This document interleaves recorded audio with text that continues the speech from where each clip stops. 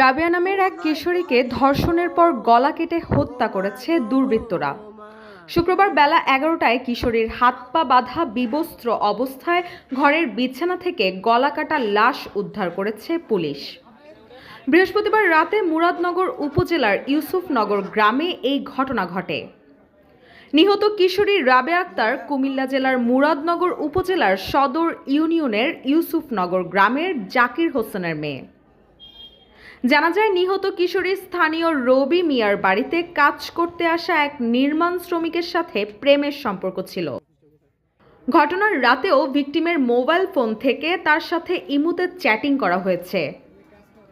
তার প্রেমিকই ধর্ষণের পর এই হত্যাকাণ্ড ঘটিয়েছে বলে ধারণা করা হয়েছে। নিহতের মা আমেনা বেগম বলেন, আমরা বড় ঘরে সবাই একসাথে ঘুমাই।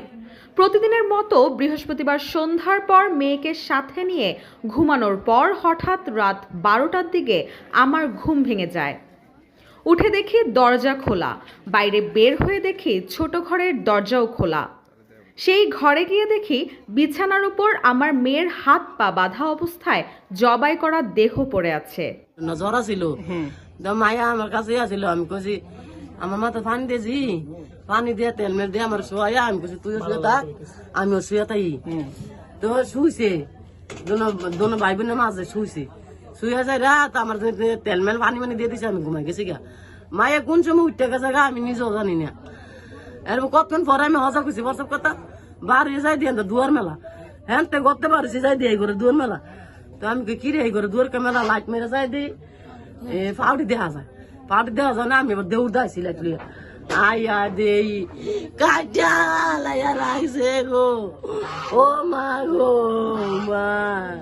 নিহতের খালা শামসুন নাহার বলেন, আমার বোনের মেয়ে যারা খুন করেছে আমি তাদের কঠিন বিচার চাই। 12টা বাজে আমার আপুয়ে আমার ফোন দিছে, কইতেছে কান্তাছে আর ফোন দিছে, বোন তোমার বঞ্জি তো নাই। আগো কি বঞ্জির কি হয়েছে?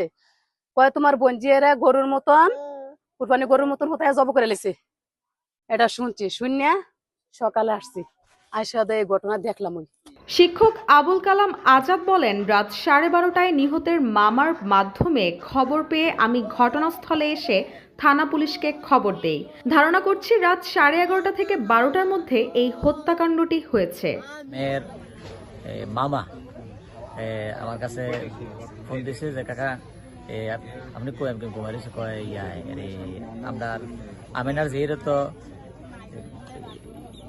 জামা কাপড় খুঁজে গলা কেটে পেয়েছি। তা আমি কথা শুনি না একেবারে হয়ে গেছে, জানি কি বলে। পরে আমার বাইকে রাত হচ্ছে, আমার বাড়ি থেকে তাদের বাড়ি প্রায় কোয়ার্টার কিলোমিটার। আমার বাইকে নিয়ে তখন আমি আসছি। এবারেতে আইসা তখন দেখলাম, ঘরে ঢুকলাম।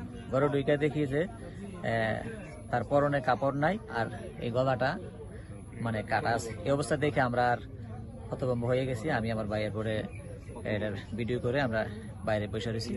এরপরে আমার ভাই থানাতে ফোন দেয়।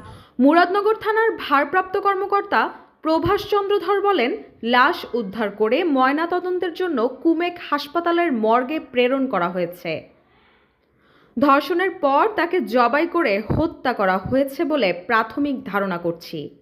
নিহতের স্বজনরা অভিযোগ দেওয়ার পর মামলার রেকর্ড হবে। আমরা আসামিকে শনাক্ত করতে তদন্ত শুরু করেছি।